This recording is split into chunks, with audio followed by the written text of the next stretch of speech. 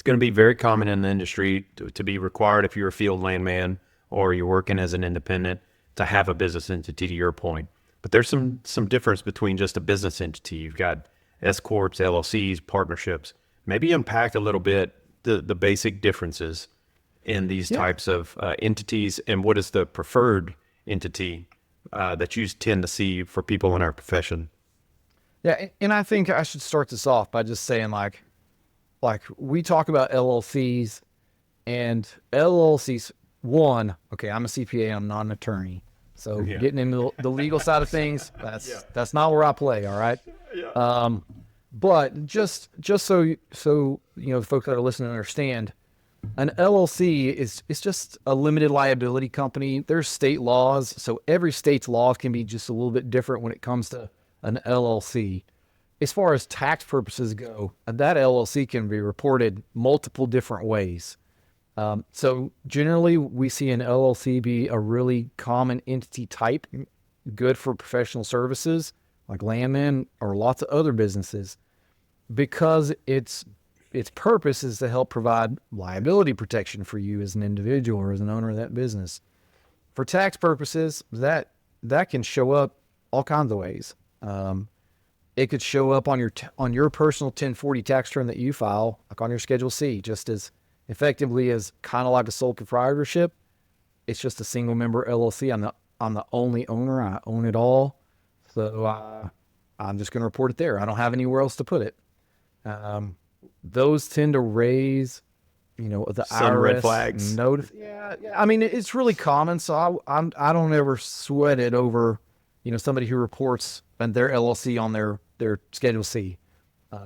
But it can contribute to more attention. You can set up an LLC to be a partnership. So, for example, in Oklahoma, let's say it's you and your spouse that want to set up a company because y'all are going to work together to get all this stuff done. In Oklahoma, a husband-wife partnership, 50-50, whatever it is, 90-10, that would require an extra tax return. If you elect the partnership structure, then we're talking about like a 1065. So now you're putting all your business activity on a different tax return and you're getting a K1 from it. S corps are another real common one for people that are in like professional services. We're providing our time and our expertise. And those can be really handy. Generally, you need to have some kind of expectation that you're probably going to make, enough money for it to be worth it to get into that kind of entity type. Because an S corp is going to come with, you're going to set payroll up for yourself. You can be 100% owner of an S corp if you elect that status for tax purposes. It's still going to have to file its own tax return. So we're filing an 1120S tax return. You're going to get a K1 that you have to use to put on your personal tax return. Mm-hmm. But generally speaking, if your company is making money as an S corp, you need to be paying yourself payroll, which means you've got to file payroll taxes. You got to file with your state to have, unemployment insurance. Yeah, you're going to be doing that kind of stuff quarterly, and it takes a little There's more work to do in maintenance. Would you say that the S corp? I mean, because personally, like Dudley Land Company, I'd say we have some requirements for the business entity types that we will contract with for all these reasons, and I'd say the S corp is the most common, that our contractors fall within. And for us, from a company standpoint, it provides the most insulation. You mentioned earlier, if you see an LLC, it's kind of a little bit of a red flag.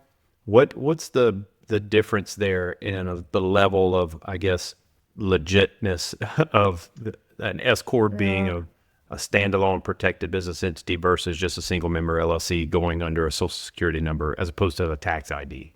Yeah, I mean, so generally speaking, like even as a single member LLC, right? I can go get my EIN with the IRS. I can give that to the bank.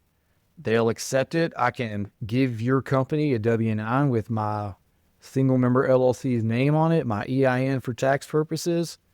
I can do all that kind of stuff. I register with the state to do business as a single member LLC, and I'm putting it on my personal return. If you're really doing it all right, like you're just as legit as an S corp, because that same LLC. I mean, like let's just say, for example, I'm Josh Landmen LLC today, and I have a good 2025. Maybe I make $50,000 or $60,000 in profit, and then in year two I go, I've talked to my CPA. I'm making enough money. I want to step into S corp.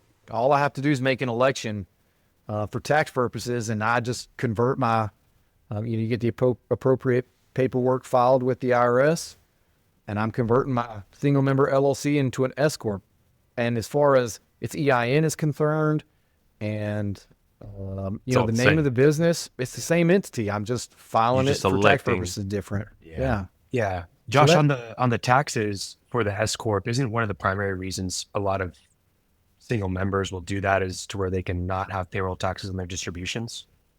So if you're yes, it is a consideration. I mean, I should say that up front. So if I've got, either a single member LLC that I'm just filing on my Schedule C, or even if I'm in a partnership, if it's me and a friend, or me and somebody else, me and my spouse, all the income that's coming out, generally speaking, from a partnership or a sole proprietor or Schedule C, all subject to self-employment tax. Okay.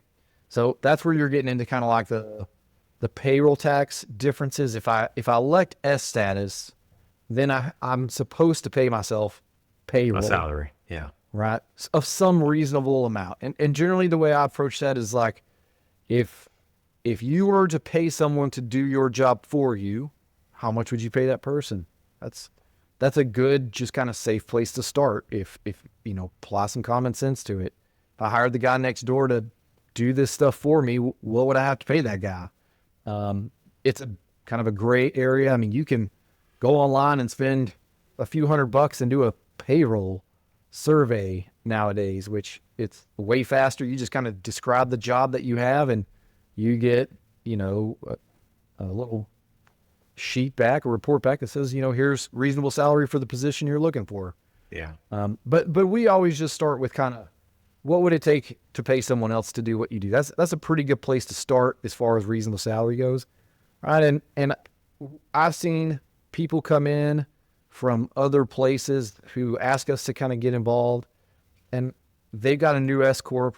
They set up a reasonable salary, and it's like, I'm paying myself $150,000, and their entity is early on. It's not making a lot of money yet. They're actually having to put money into the business in order to pay their own salary. Pay themselves. Yeah. And I'm like, that's not the goal of this. It's not to have to fund my own company to have payroll. It should make sense with the level of the company. So if the company's not making a bunch, I'm not saying you need to pay a big salary, but there is that salary component. And generally speaking, the payroll tax savings that you referenced at the beginning of that part is really just the difference between what I'm paying myself, because I'm paying payroll taxes on that part, both the employer and the employee side.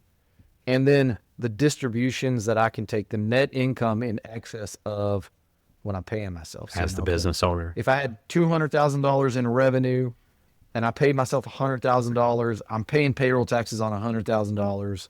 Whatever the net income is left on that extra $100,000 difference, right? Then I don't have to pay self-employment tax on that.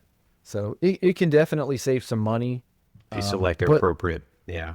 Right. I mean, I know looking back early on for me, I mean, when I was an independent contractor, worked with a firm very similar to y'all's firm to help me set this up and set it up properly. And this was done for a couple of reasons. One, guidance from, my superiors, my mentors in the business, save some money, pay your taxes, get your business entity set up, take advantage of what you can do, expenses that can be burdened by the company versus what are personal expenses, right?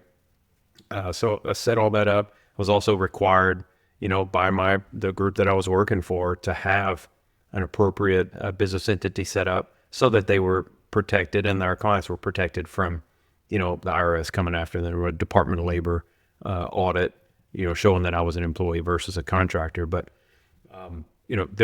when you do pay that salary, it's important to not get, to your point, too crazy. You can keep it lower. Mine was a minimal salary. so I could reduce my tax obligations there. And then I would take distributions from time to time if needed. And then I owned my truck and my business, and my office equipment and things like that were brought through the business.